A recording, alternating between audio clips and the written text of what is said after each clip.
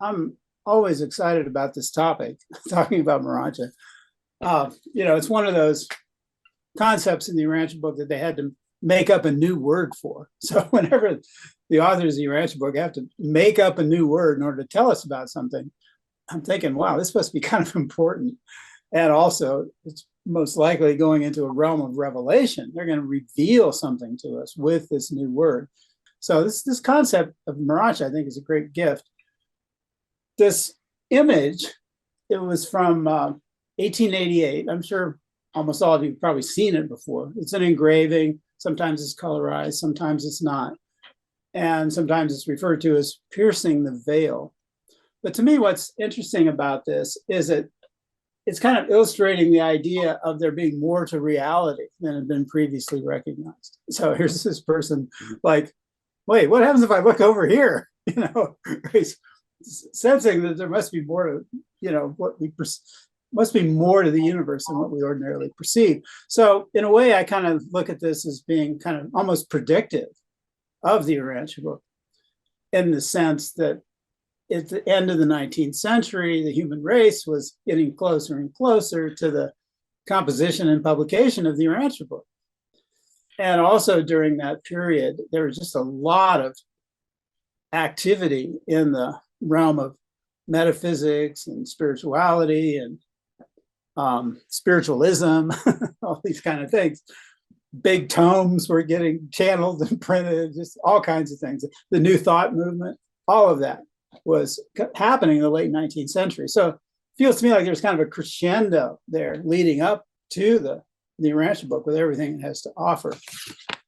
So I kind of look at this image, and I'll mention a couple more things about it as we go along.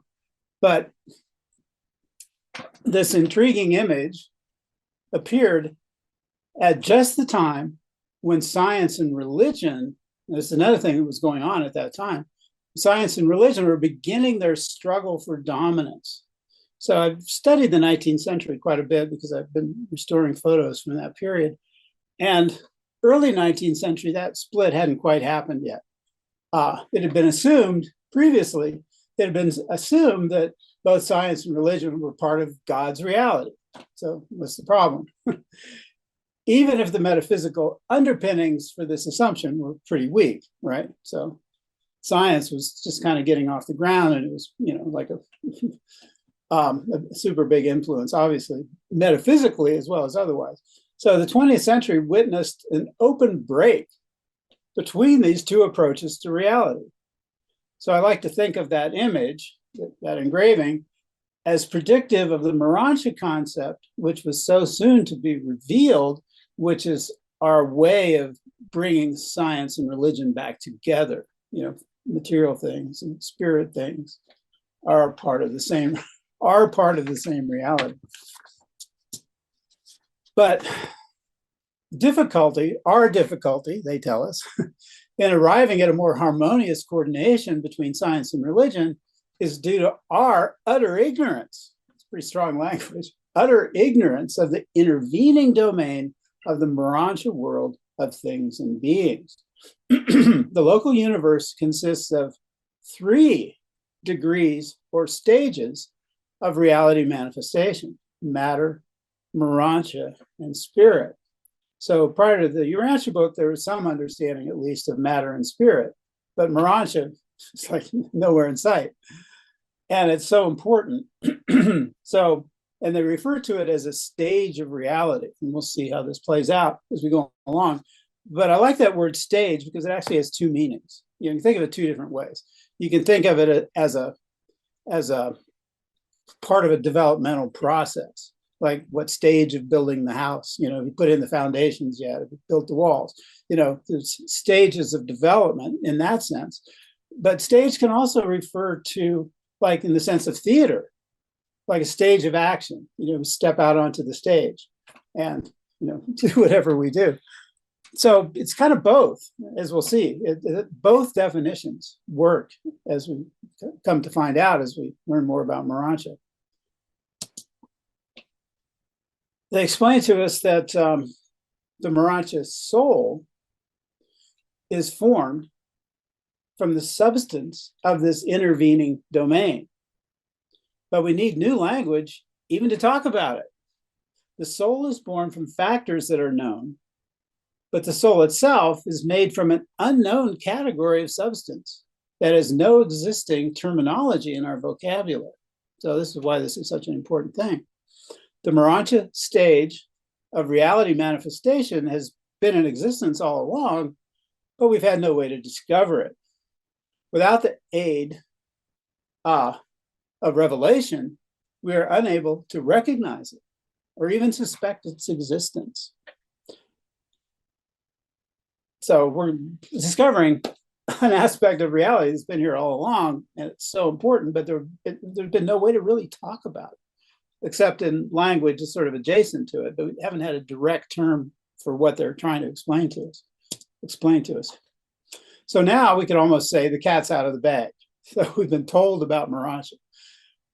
We have a huge opportunity, I think, to be among the first pioneers to experience and explore this previously undiscovered but newly revealed stage of reality. So think about the timing of our lives. I mean, we're in, I don't know, second, third generation with the Urantia book. And the understanding and the awareness of Morontia has only been around for this short period of time. So we're among the first humans to step into the world with this concept. And I think that's, part of the opportunity we have. So it's not just something to read about. This is a real opportunity to discover a new stage or type of reality, literally. So this is where we kind of where we are today, thanks to the Urantia book. Morontia can be a reality for us now. So that's kind of the point of this title, Morontia Now. It's here, it's real. It's just up to us to discover it and understand it, and that it is our path to eternity at the same time. So that adds to its significance. So this presentation is going to kind of break down into these four areas. Just a little bit on what is Morontia, then what is mota and how is it related to revelation, and then the big issue here I think we're all interested in, wanting to learn more about, is this idea of Morontia selfhood. Being our soul growth is our key to eternal life. And then finally, we'll just look quickly at Jesus and how he blazes the trail for us, as he always does. So to get into this, the book makes this really interesting comment. And the authors at the time, the Urantia book was written, of course, they had to work with the available language, that language that was in existence at the time. And sometimes they make up new words when they have to, and sometimes they redefine language as well to give it an expanded meaning that suits what they're trying to explain. But here they introduce the concept of superadditive relationship or superadditive combination of factors. And they tell us that the entire science of mathematics, the whole domain of philosophy, the highest physics or chemistry could not predict or know that the union of two gaseous hydrogen atoms and one gaseous oxygen atom would result in a new and qualitatively superadditive substance, liquid water. So what I really want to point out here is their use of this term, superadditive. Now, when we go to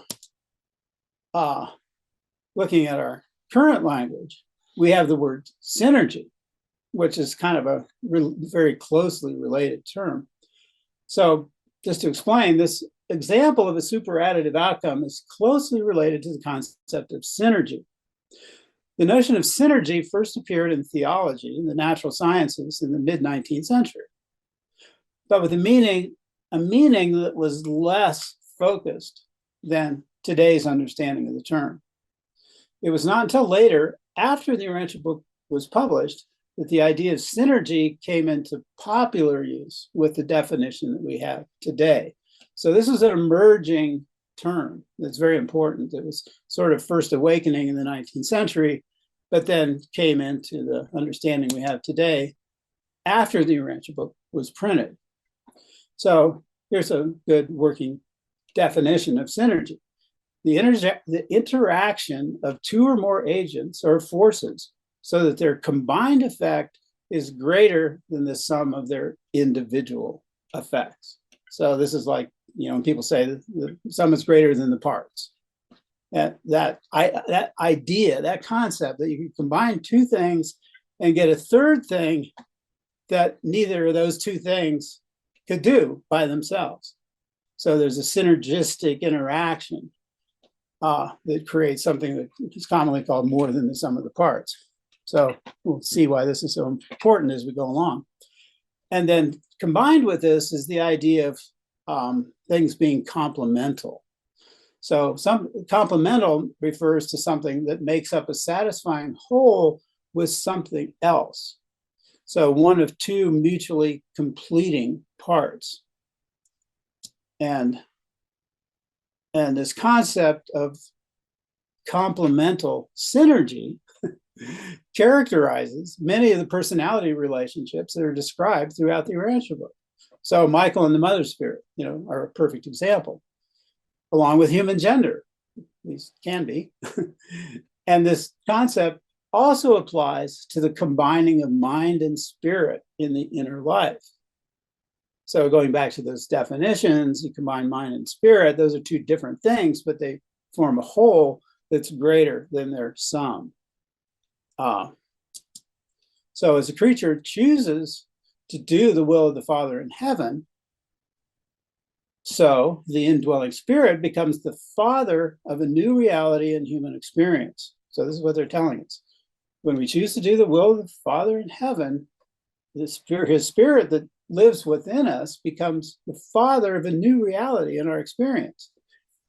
And partly contributing to that, the mortal and material mind is the mother of this same emerging reality. So what is this new emerging reality that is born from the combining the synergistic relationship of mind and spirit? They say the substance of this new reality is neither material nor spiritual. It is morontial. So we're combining spirit with mind, and all kinds of realizations, experiences, all kinds of things are born from that, including a sense of identity that we'll be talking about here, and how we get a new understanding of ourselves and who we are and what we are, what we're about. So with help from this post-publication concept of synergy, I believe we can formulate the following as a fundamental universe principle, which is, in my view of things, we could say that complemental synergy creates superadditive outcomes. So it's a kind of a simple principle or a simple idea, but hopefully you can sort of begin to see what I'm getting at here. So complemental synergy, like between mind and spirit, creates superadditive outcomes. So they've introduced the idea of superadditive, but they couldn't really go much farther with it because it was only operating in that other realm at the time. We can now take that concept and see how it really is pointing to complemental synergy. And that's what gives birth to Morontia. That's what gives birth to our soul. So the Morontia soul is an example of such an outcome of complemental synergy. The personality choice to do the Father's will produces a creative synergy between the indwelling spirit from the Father and mortal mind from the Mother Spirit. So we have these parents, they're right there with us. Come on, we can mix this stuff up and make new reality. The superadditive outcome of this complemental synergy is experienced as the birth of a new felt identity. So to me, this has been really important for me to get a handle on this. It's like Morontia. Okay, we've got a new term for some kind of reality that we've never known about before. What do we do with that? How do we experience that? And I think what's important here is that they're trying to introduce us to a sense of identity that we can feel, birth of a new felt identity, which is our soul identity. And we'll get into that a little bit more. So having been endowed, this is Jesus speaking, having been endowed with the living spirit of the Father, you are therefore sons of God. You survive your life in the material world of the flesh because you are identified with the Father's living spirit, the gift of eternal life. So the Father's spirit is eternal. So if we identify with that eternal spirit, then we have the opportunity to also become eternal. And this, of course, is a love relationship. I mean, love is the energy that's driving all this, just like it does among ourselves. This is also true, of course, in our relationship to deity. So that's kind of the engine, but this is what they're describing, kind of what Jesus is talking about. It's kind of more the mechanics of how this actually happens. So by associating or identifying with an eternal spirit, we thereby can also become eternal.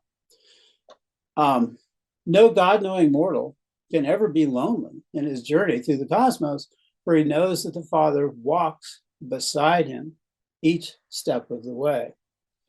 So the sense of companionship that we can have with God, when you're with somebody a lot, sometimes you sort of take on their characteristics or a little bit, or you come to understand their view on reality, maybe adopt some of that for yourself. But with God, the same thing can happen, or with the Father, with Jesus, with the Mother Spirit. By enjoying their companionship, we become more like them. And that's part of this process. So companionship with God changes and uplifts our sense of identity. Wow, I'm a child of God. That's really something. And God lives within me. Whoa, Jesus is beside me, and the Mother Spirit pervades me. It's like you begin to feel these things, it changes how you feel about yourself. So it kind of triggers the emergence of a new sense of identity. When the values and leadings of spirit are combined with the functioning of human mind, a new sense of self begins to emerge that is super additive. This is the expression of a new reality of spiritual self-awareness that is something more than the sum of the effects of mind and spirit. The reality of this new combined identity that blends the physical with the spiritual can't be either. It can't be either one of those. It has to be something new with its own enduring substance. And that substance is Morontia. So this new identity that we can begin to feel and experience has a reality. It's substantial in reality. It has a kind of a reality substance associated with it.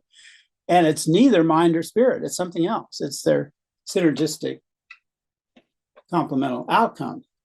So Morontia is a term designating, this is from the foreword, Morontia is a term designating a vast level intervening between the material and the spiritual. So that's like, the first time I read that, I go, really? A vast level of reality that we've never even considered before. That's pretty intense to think about. So along with mind and spirit considered separately, the relationship between them is listed as the third factor in the creation of the soul. So this section in paper 111, where they're talking about the soul, they say there's three factors that contribute to the birth and growth of our soul. The first two are mind and spirit. And the point they're making here in paper 111 is that there's a third factor in the creation and growth of our soul, which is the relationship itself. So the living relationship becomes an entity on its own, with its own reality. Just like in a human relationship, there's the two people that are in the relationship, but the relationship is a third entity unto its own that has its own characteristics and wouldn't exist without the combination of the contributions from both parties. So it's kind of the same here. They're saying that our soul is kind of the same way. So the reality of this unique relationship between mind and spirit is neither material nor spiritual, but Morontia. It is the soul. Okay, so now moving on from there, let's talk about mota a little bit. So the Urantia book, Morontia, we can almost kind of get a grasp of that. And, with some understanding, we can actually begin to feel it and experience it. Mota, on the other hand, falls into the category of things that we cannot possibly comprehend. But the authors tell us about them anyway. So mota isn't the only thing in this category, but the book, you know, how they love to tell us about things that we can't comprehend. So mota is one of these things. In other words, the concept of mota is kind of like a big tease. You know, they tell us about it, but tell us we can't comprehend it. So we'll see how this plays out. But it does help us to appreciate the profound significance of revelation. So this is part of where they're going, I think, by telling us about mota, even though we can't really experience it. So they say that revelation is evolutionary man's only hope of bridging the Morontia Gulf. Faith and reason, unaided by mota, cannot conceive and construct a logical universe. So just faith and reason alone, without mota, can't get us there. It can't give us a really complete and satisfying construct of a logical universe. So how is mota related to revelation? Well, mota, as they describe it, is a supermaterial reality sensitivity. So this is something we'll have on the mansion worlds. Once we have Morontia mind, then we have the capacity for mota. And they explain to us that mota is a supermaterial reality sensitivity. So we can just experience supermaterial realities directly. Morontia mota, the super philosophic sensitivity for truth discernment and unity perception. So these are like little definitions. So this is another definition of mota. It's a super philosophic sensitivity for truth discernment and unity perception. It's like another sense that we can just directly experience and discern truth and unity. Mota is more than a superior philosophy. It is the philosophy as two eyes are to one. It has a stereoscopic effect on meanings and values. Now, as I'm thinking about this, it seems to me, I suspect, that it would not be too far off to think of mota as an advanced perception app. You know, it's like we have physical eyesight, that's kind of like an app, you know, it gives us that capacity, for example. And I think mota is similar. It's an advanced perception app that cannot be installed on our present material platform. You know, like from working with computers and phones and stuff, you know, a new app comes out and if you've got an old operating system, you can't run it, right? Because your platform doesn't support the app. So I think that's kind of our problem here with mota and material mind. So in order to run, mota requires the more advanced hardware of Morontia mind. Even so, though, the descriptions of our future experience with mota are instructive. The reality dimensions that we'll be able to perceive directly with mota must be revealed to us in our present state, hence the importance of revelation. So revelation kind of compensates for our inability to experience mota directly. So they explain more here how metaphysics steps in the place of mota, not always to our best advantage. So they explain here that metaphysics has proved a failure. Mota, man cannot perceive. Revelation is the only technique which can compensate for the absence of the truth sensitivity of mota in a material world. So how do we make this happen? How do we grow in our truth sensitivity while living in a material world? So revelation turns out to be the key to that.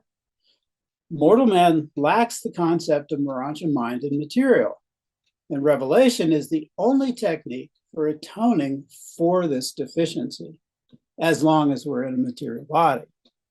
So in the mansion worlds, we'll have a Morontia body, we'll have a Morontia mind. So we'll have this whole new range of capacity for perception and thought and experience, and more senses and all of that.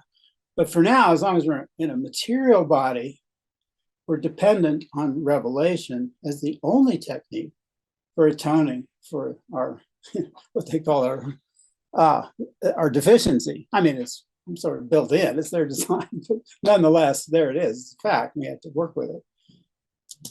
So that's why revelation is so important. So the highest attainable philosophy of mortal man must be logically based on the reason of science, the faith of religion, and the truth insight afforded by revelation. By this union, man can compensate somewhat for his failure to develop an adequate metaphysics and for his inability to comprehend the mota of the Morontia. So I don't know, I'm sure all of you, we maybe talk about this later, but this idea of a new level or type of experience that can be had once we bring revelation into our thinking, I think it's pretty profound. I mean, I could certainly speak to that in my own case. I mean, having revealed understanding is such a gift, I think, because it gives us the ability to understand more about what's really going on. And of course, it introduces us to God in new dimensions, and we have all kinds of benefit that we gain from revelation. And the benefits of revelation have to be revealed. We can never discover them on our own.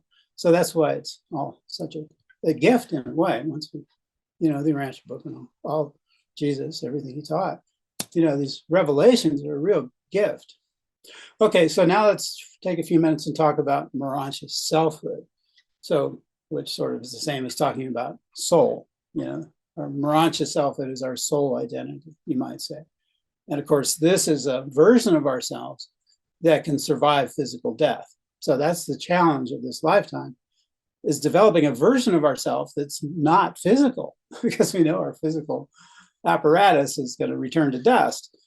So we need another version of ourselves that can survive physical death. So that means it has to be on another level. It has to be on a super physical level. And that's kind of what the soul is. So that's why I'm kind of referring to it as the key to eternity, because this is what potentially, at least, can give us eternal life. So in the book, they explain that selfhood of survival value, selfhood that can transcend the experience of death, is only evolved by establishing a potential transfer of the seat of the identity of the evolving personality from the transient life vehicle, our physical body, the material body, to the more enduring and immortal nature of the Morontia soul. So I'm sure you're all very familiar with this quote, but what it's saying, as I'm sure we've all realized, it's really crucial, really key. We actually have to transfer our sense of identity away from our physical nature to our soul nature, our spirit nature, to the non-physical dimensions of who we are. So this actual transfer from material association to Morontia identification is affected by the sincerity, persistence, and steadfastness of the God-seeking decisions of the human creature. So this is like a good little summary. This is like telling, okay, this is what you got to do to make this happen. If you want to actually become a non-physical Morontia being, in a sense, even during this life, these are the things you have to do. So you have to exercise sincerity, persistence, and steadfastness. And as I was reading this, I was looking at the word steadfastness and kind of puzzling over, what does that actually mean exactly? So just for fun, I looked it up. And being steadfast means unchanging, not losing purpose, devoted, loyal, things like that. And the root is interesting because it combines stead with fast. So stead refers to a place or standing, like having a homestead. So we have a place, sort of, and fast refers to lasting or permanent, like something being color fast, or a fastness. They would call castles a fastness because they would last forever, or so they hoped, right? It's a place you could go and have protection that isn't going to blow down in a storm. So you combine these two meanings together, I think it brings us to a really interesting place in talking about this process of approaching Morontia. It has to be consistent, it has to be permanent in its sense. It has to become almost like a place where we live that is permanent.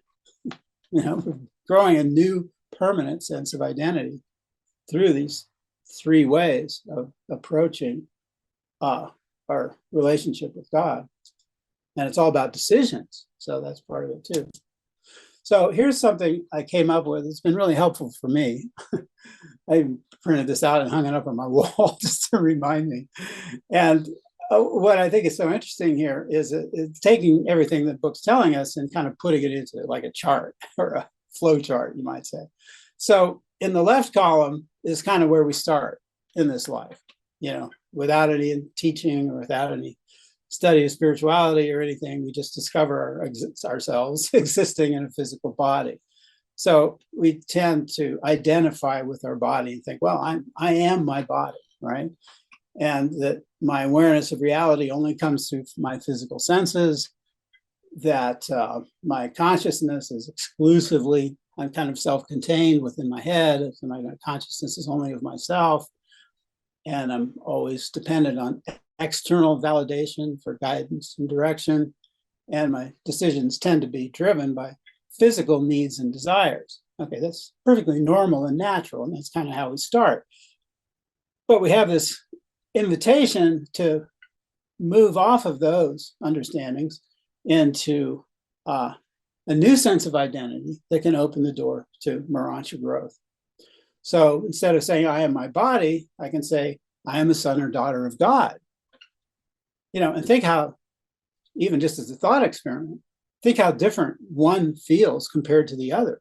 If I'm only identifying as my body, that's kind of a fool's errand, because it's going to exhaust itself, and then you're done, you're toast, right?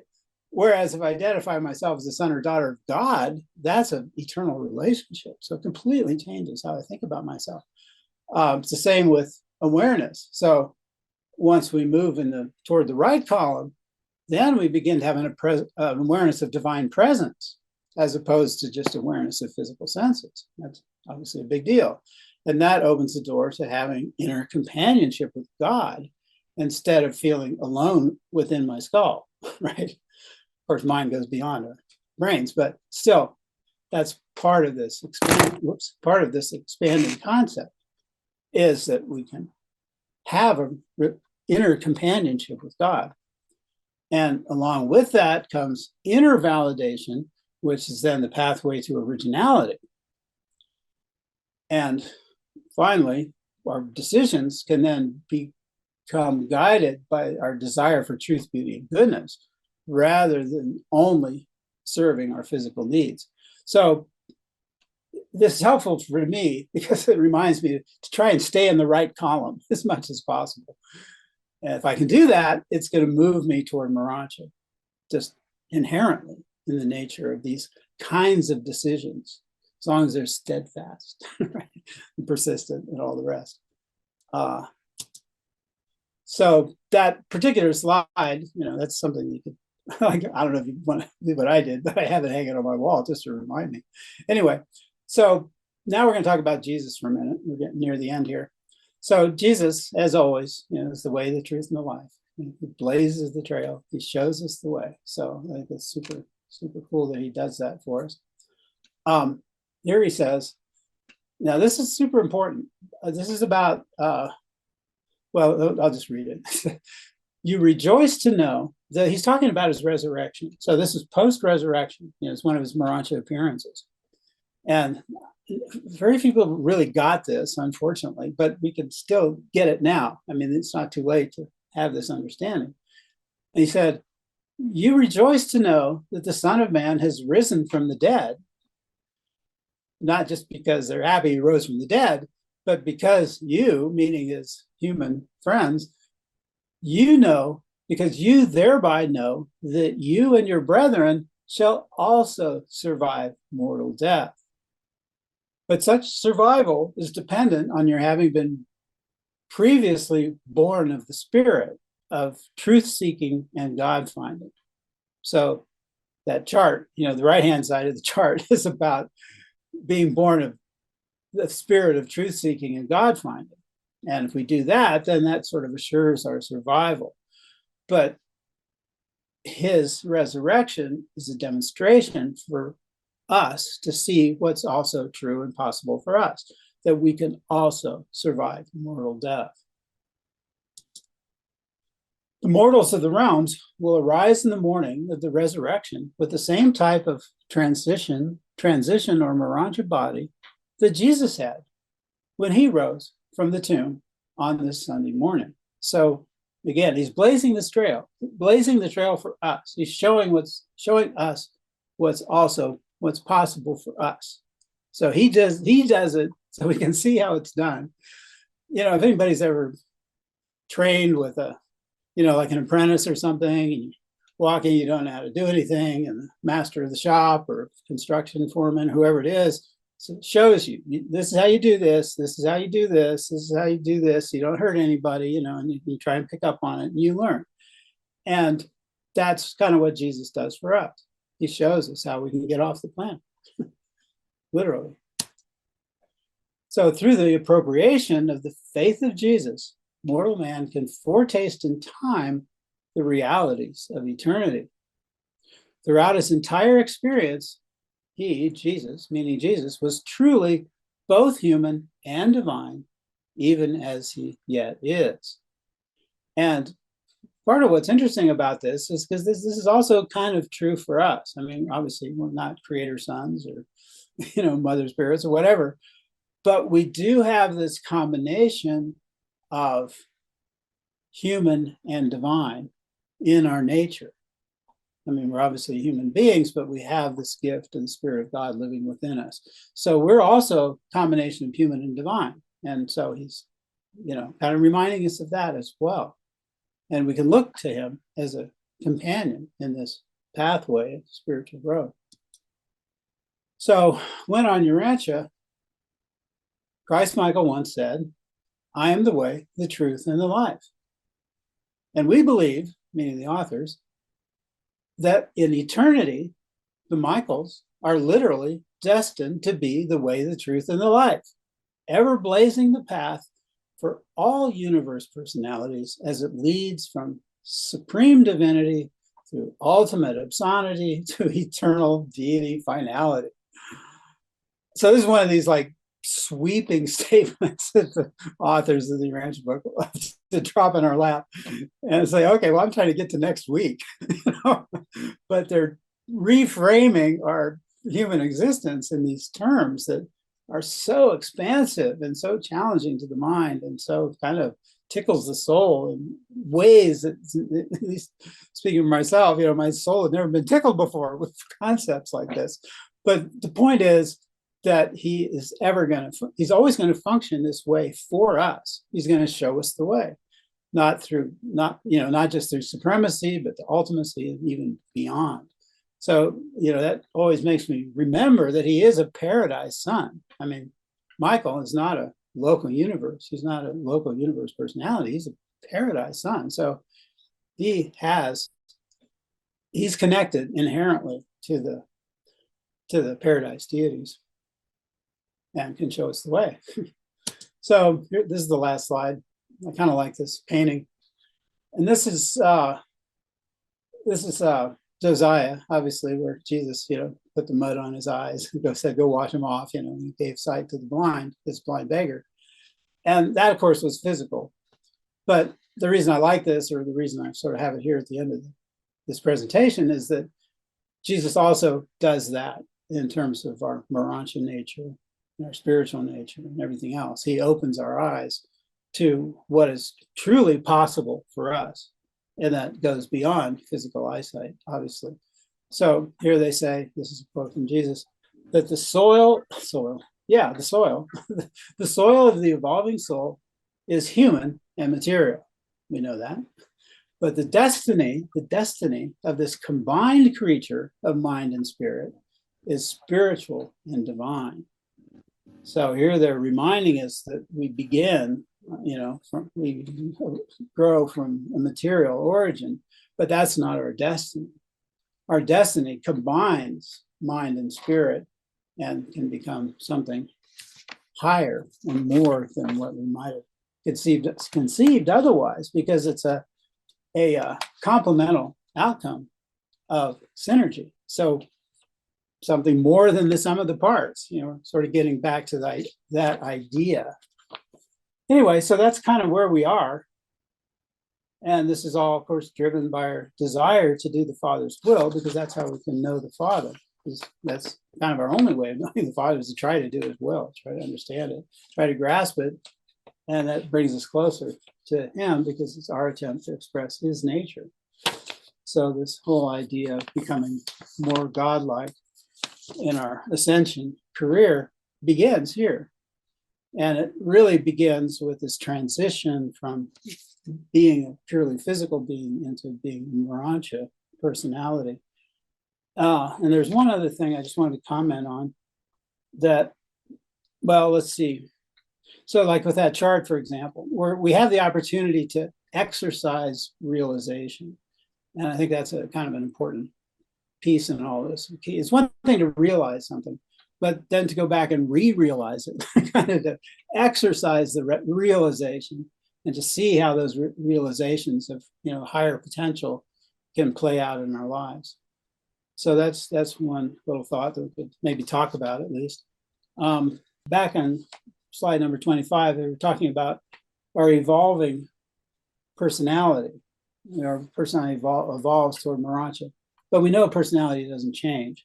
So when they say things like that, I always understand that to mean that our expression of our personality evolves. So just another thought to throw out there, because sometimes that can, I think, be a little confusing. I mean, it could seem contradictory, the idea that our personality can evolve, but it's unchanging. So I reconcile that with the idea that our personality expression evolves. Anyway, that's kind of a side point. But anyway, I hope some of that was helpful. Maybe brings a little better understanding of Morontia, ideally. The main thing about it that I want to try to get across is that it's an opportunity. We have an opportunity with this new concept to explore a dimension of reality that has always been there, but we haven't known about. Thanks, Chuck. That was that was great. Obviously, a lot of food for thought, and I really liked that the chart that you had with the with the arrows on it. I think it's a great way of thinking about this. And it brought to my mind that we spend a lot of our lives just realizing we're more than our bodies, right? We have a body. Yeah, right. We come to know we have a mind, and we start the ability to develop our mind and as master of the body or understand it. Animals probably don't get beyond that thing, right? They have a mind, but they don't know they have a mind. And then when you do the same thing for the next step, well, we know we have spirit, we know we have these spirit influences, but we can't really, control them directly in the way we have power over our minds. And that what's going to happen on the next level, all the things you're talking about, but we can be aware of them and try to cultivate them now. And I thought that was a great way to express that. Anyway, I'll be quiet. And that feels different. Right. But that new dimension that we're going to, that we're developing, and hopefully we'll be able just to exercise in the next on the next level. It's pretty or even while we're still here. I mean, it's a evolution of a sense of identity. That's one way I like to think about it. Right, of that third dimension to what we usually just think mind body. Right. Okay. All right. Let's see, Marvin. I think you're first. I wanted to, and I'll just put a couple of passages in the chat box that to me are very relevant and very connected with a number of things you shared. One is the idea that Morontia reality is felt. And I think we haven't really tapped into that sufficiently in the text, what that means. Yeah. And I want to make a distinction. We associate the word feelings with the word emotions. Right. That's not how I think they mean it. There's another association to the word feeling, and that is the word perceiving, or even more, experiencing something. So, for instance, when I see the color blue, my eyes are feeling it or perceiving it or sensing it, right? That's where I'm experiencing the color blue. That's how I think they're used, the meaning of the word felt or feel. And part of what moves me in that direction is that first passage in the chat box. Mind knows quantity, reality, meanings, but quality, values is felt. And I think they mean by that experienced. Right. That which feels is the mutual creation of mind, which knows, meaning concepts or intellectual ideas, Mhm. and the associated spirit, which realitizes. Now that's on a whole other realm, right? But how that repercusses in us is in our soul, and we Yeah. feel spiritual values. Yeah. So as we go through life, we're thinking ideas, we're encountering physical realities with our senses, right? We're thinking ideas with our minds, concepts, understandings. And we're also going through living experiences primarily in the realm of relationships where values unfold. And the Mhm. part of us that perceives and stores that value level of reality is the soul. And I think that's the precursor of the Morontia experience that we're Mhm. beginning to have down here. Yeah. So there's one other thought, and then I'll hush up here. Intellectual self-consciousness can discover the beauty of truth. Now, remember, beauty and truth are values, right? So Mm. we're already in the realm of value, feelings, and soul function. Intellectual self-consciousness can discover the beauty of truth and its spiritual quality, not only by the philosophic consistency of its concepts, but more certainly and surely by the unerring response of the ever-present spirit of truth. That means Jesus is participating in our value experience in a fundamental way. Mm. That's really interesting. And it connects up with what you were saying of him as the way shower. But Yeah. then they say something really significant for me. Happiness ensues from the recognition of truth, which is a value, and spiritual happiness, I think, is also a value because it can be acted out and it can be felt or experienced. It can be lived.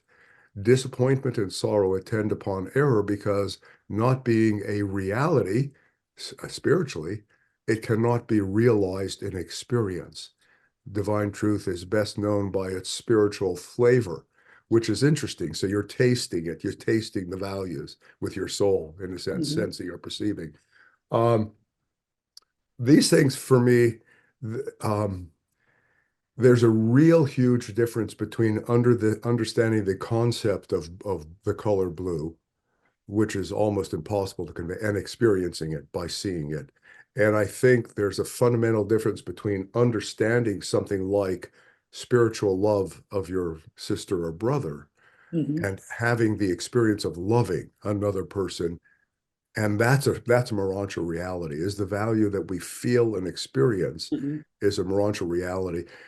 And then the last thing I'll say is, what's it going to be like when we get to the mansion worlds? And instead of our minds, where we think being the center of identity, our center of consciousness and will function will be centered in our souls, which are experiential and deal directly with spiritual value. And the mind, conceptually, will be critically important but peripheral to the valuing function, because that's what they say the state will be in, is will be primarily a spiritual, a valuing being, and secondarily a thinking being. Here it's the opposite. We're primarily a thinking being and secondarily a value sensing being. Mhm. Yeah. Uh, Yeah. Thanks so for anyway, all that. And that's where mota comes in. yeah. Mota gives us, direct perception capability of the things you're talking Jeff and or Susan? I wanted to speak briefly to the etymology of the words. You said earlier, when you started this presentation, you talked about they had to invent a word. But about. Right. those revelators are pretty creative when they create words. Just Sure are. the word Urantia, Urania, the muse of Apollo, and Tia, making it more personal. So our personal place in the heavens, Mm. the term Urantia. And I think there's two others here that may or may not apply. And that's Morontia, moron meaning ignorant, or we and Tia making it personal. So it's personal ignorance. So we realize when at the Morontia stage how little we know. Mm. So we are essentially ignorant of cosmic realities, spiritual realities, and therefore they have to educate us via the Yeah. The mota version, and even the term mota. If you look at the word mota, that's an English. It's not an English word, but it's a Portuguese word and an Italian word and a French word that means the high ground. It means a fortress on the high ground. So if you think of that in terms of stereo perception, it's not so much stereo, but you can see much farther from that high ground. And because it's fortified high ground, you're secure in that high ground. So it's interesting the way they would choose that word mota. Yeah, it sure is. Greater visibility from a secure vantage point. So I just thought that was kind of intriguing. Yeah. And of course, cosmic vision is one of the other facets of that soul mentality, Morontia mentality. Anyway, thank you. It was great stuff. Yeah. Well, that idea you were just mentioning is sort of about breaking out of ignorance, you might say, is a lot like piercing the veil. Mm-hmm. And that's kind of why I got so interested in that image, because in an interesting way, particularly at that time, it represented this new realization that was about to break on the shores of human consciousness. Janice. I like the idea that it's now, that we can do this now. Right. This is not, I know we can talk about the Morontia rules, and that's mostly what I hear everybody talking, but this is now. Right. It absolutely is. So, actually now is a moment where we can walk out of space and time. Every moment, every holy instant is a moment that we can walk out of our identity that you've got over on this side that isn't what we are to this, because this is the truth of what we are. Mm-hmm. Every moment, and we can practice that. Okay, so if you need a mind training to do that, and you said you pasted this up on your wall. Right. You constantly. Okay, so the Course in Miracles, which came out when all the other stuff came out, is a mind training to how to identify with your Morontia soul. And you identify with, I am as God created me. I am God's son, complete and healed and whole, shining in the reflection of his love. It's all that. It's absolutely gorgeous. 4 lessons in a row say, I am not a body. I am free. I am still as God created me. That drilled into your mind as a bottom line focus for your life. Mm-hmm. Yeah. And it's a path of experience. Learning isn't rote. It isn't this, I have to learn this, then I have to learn this to learn this. And then I got to learn this, the first grade, second grade, third grade. It's not like that. It is revelation. It's interesting, and Chuck started with those, right? Like, we're going to tell you all this stuff, and we can tell you intellectually, but really the only way that it's coming to you is by a gift. It's not something you're going to figure out yourself. It has to be revealed, because you have you don't start with any direct access to this, right? So we're given that gift that we can now use, as you said, and other ways to enhance that perception, enhance those, what Marvin talked about, feelings in a higher sense and everything, right? Mm-hmm. Vincent. I just wanted to do a little extrapolation just for a moment in my mind. I don't belong to any church or anything like that. I have been over the years looking at many. And I find a lot of correlations between Urantia thought, Urantia cosmos, and the LDS church or the Mormon church. And I know they have a phrase that says, as man is, God once was, as God is, man may become. Do we ultimately have, at the end of all of our eternal progression, equality with the I am? Will we become I ams? What is our ultimate path? I don't know if we become I don't know if there's such a thing as one's own I am, because I am is everything. It's, Right. And the most we can handle at one point is, yeah, I mean, at every what's stage, here we're now, sort of right? complete in what we are, but we're also growing and becoming more than what we were. And that's what makes this whole thing so, the idea of it, this is being an exploration into the unknown is part of what makes it so kind of exciting and mysterious. Yeah. Cheryl? First, I want to say too that it really is true that iron sharpens iron. As we gather together in groups like this, and as we read this revelation and have our own personal relationship, we're sharpened, and our Morontia soul does grow just by our association with each other too. And I really appreciated your last point too, that it was talking about how we have this piece of divine within us as well, and how important that is, because all these gifts that have been given to us, like the Holy Spirit and the Mother Spirit, and our thought adjusters and everything all working together, the angels putting us with different people at different times, and you look back on it and you say, wow, that was definitely divine. I didn't, that came out of nowhere. And it happens all the time, as you go forward in our lives. Great, thank you. Thanks, Cheryl. Let's see. Marvin, yeah. So I wanted to respond to Vince and his question.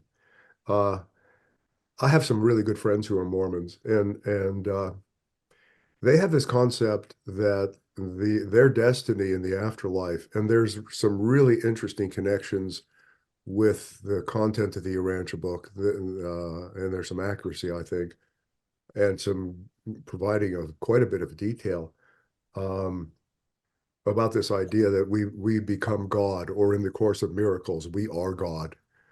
And I don't think that's actually correct. I don't think we are God.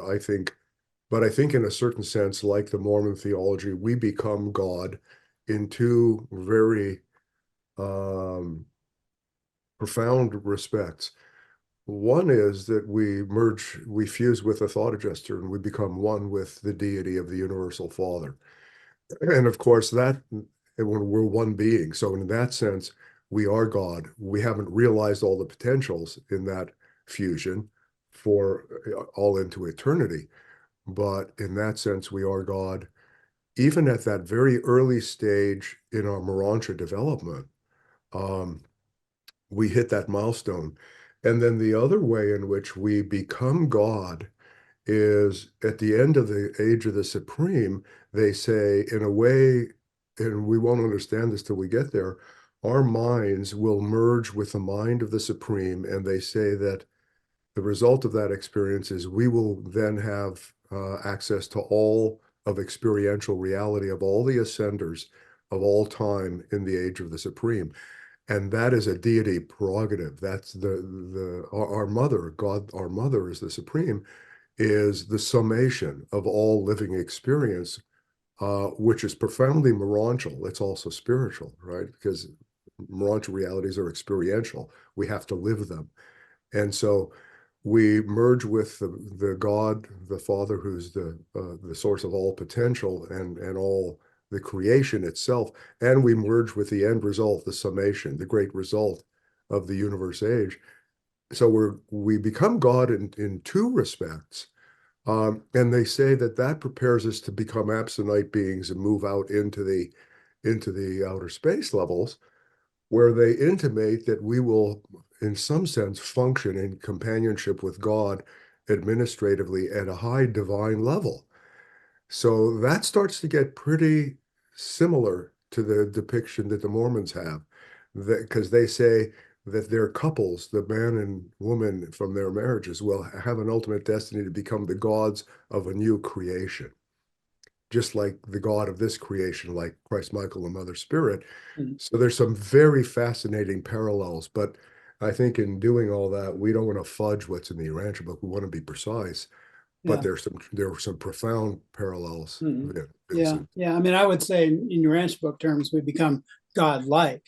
Yeah, exactly. But I'm always going to be me. I mean, that's the thing Right. about the personality Right. concept. I think it's so important. Right. I mean, God is God is God, and he has his own personality, and I Yeah. have my personality. So that always creates a factual situation where we're distinct and different. And that means we can have a relationship. Yeah, and one other point, I mean, they say we will become one in a certain sense with the universal Father by fusion. We will become one in a certain sense with the Supreme, In a certain our sense, yeah. mother, in a certain sense. Yeah. But that's not the I am. So the I Right. am is antecedent to all of that, and Yeah. all those are in a sense sequentially later expressions of the I am. So no, Vince, the I am remains ununified with. That's a whole level, I think, beyond even what we accomplish from what the book says. Yeah, thanks, Marvin. Vincent, Gary? I just wanted to touch on the Morontia mota thing, because I've been contemplating that quite a lot. And they talk about how they can't deliver us mota because it's beyond our comprehension, which you covered already. To me, what they've done is they've given us human parallels that we can read, and we can contemplate, and we can reflect upon. My thinking on this after a significant period of time is that when we do read and start contemplating those parallels, that there's a superadditive a response to that. And when we're contemplating those human parallels to mota, it is effectively Morontial when we're doing that internal contemplation of those very parallels. So something happens when we bring those concepts into us, and we start to not just think, as Marvin says, we start to feel what those things mean, what those written statements mean. They become alive inside of us, and that is Morontial. And I quite like the way that they obfuscate that somewhat in the writing. But when you read those passages, particularly when I read them now, 27 years after I first read them, they fly off the page now, and my mind's scatters to the horizon about what those things might be, and that there's a change in me that happens now when I read them. So that's what I wanted to get at, is that they're delivering it. Of course, they have to deliver it in a linear, finite language that we can understand intellectually, but when we bring it into us, we transmute that. It transcends just the intellectual, and it becomes something more. I just wanted to get your thoughts on that. Yeah. Well, they use the term super philosophic, that mota is a super philosophic sensitivity for truth discernment and unity perception. So one of the things they talk about our current state is it's very hard for us to figure out how the material level is unified with the spirit level, because we don't see, there's no string, there's no mechanism that's visible to our minds. And mota is sort of intended to offer that later. But I like that idea of super philosophic sensitivity for truth discernment. So in that list of human philosophy that they use as for teaching mota, like you're saying, if you think about those seriously, they begin to awaken a truth sensitivity because we feel the truth in these statements. Yeah, I think it's a bit like how you couldn't just listen to the Urantia book and then become improved by it. Ownership of the Urantia book is one thing, all right, and reading it is another thing. But right. There's plenty of Urantia book owners, right? If it was Urantia book owners, I'm like a 20-fold owner. But it's when you start taking the concepts and the truths and the revelations into you, and it changes you, then you're genuinely a student of that revelation. And I think that the same applies to mota, but that whole super philosophical is really interesting. You know that they probably wanted to coin a phrase there, but they couldn't. Right? It's just like, let's just use some compound instead. But anyway, thanks, Chuck. Thank you for the reply too. Yeah, sure. Thanks, Gary. Yeah, I think that all those statements, there's something about them that makes you see the next dimension in what is otherwise a world limited thing, and that's got to be an essential part of it. Yeah. It's pretty apparent that those mota statements came from a lot of them came from a particular collection of quotations that was published in the late 1800s. and it is pretty amazing. Not only do they come from what's essentially a Bartlett's quotations kind of a book, but there's the high-minded ones, Mhm. and believe it or not, most of them are from the A's. It's an alphabetical, and most of them are not just from this book. They're like from the first 20 pages of the book. Really? It's which I almost think is a kind of random in the sense of, well, let's get some human statements to use for this. But the ones that they picked, and obviously what's on the other side is what's the most important. The other side of the ledger we can't see. Yeah. But they do all have this quality of pointing to some higher quality that isn't necessarily apparent from the words or the situation, right? Well, you know what? The eternal Also is- in the divine, in the Yeah. commonplace. Yeah. Yeah, I was going to say, the other thing that's interesting about those statements is that they're all in two parts. There's this, and then there's this, right? Mhm. So when you put the two parts together for each one, that sort of suggests this Get stereoscopic something more, aspect of mota, right? which And maybe the mota adds the spiritual element that we can't quite understand yet, or something like that, right? I think it's three. let's Eduardo. see. Yes. Eduardo, yeah, go for it. Thanks a lot. I'm talking to you from the Dominican Republic, All right. and I would like to bring again the phrase Morontia now, because it is quite important for me to realize that we have a real existence in the flesh. We have our body with a mortal mind. We don't have, at the beginning, we don't have our soul. We gain our soul with our experience and making the first moral decision marks the start of my soul forming. It is now when I start forming my soul where the Morontia substance starts or becomes something real in me, is when I start making moral decisions. And it is now, it is in this existence, it is in the flesh where I have to look for the spirit indwelling me. That's the promise. That's the expectation in the future. I have a thought adjuster that also wants to be one with me. It is not part of me yet. Me and the thought adjuster, we both have to struggle and become one. And in between, the Morontial existence is the process of styling, making more, even better, my essential life, my existence, to approach every time more and more to that spiritual existence. And that's why I like it, the phrase Morontia now. Yeah, me too. Looks like, thanks for that. Looks Yeah, like you have more hand up. Oneness love. Yeah. Well, I just wanted to say, well, blessed greetings to all of you, my beautiful brothers and sisters. And I'm so grateful just to be here with you all. And your presentation has been fabulous, Chuck. Well, Thank you so much. I don't have anything profound to say, just grateful to be here. Oh, terrific. It's good to know. Good to hear. Well, thank you all. Thank you, especially Chuck.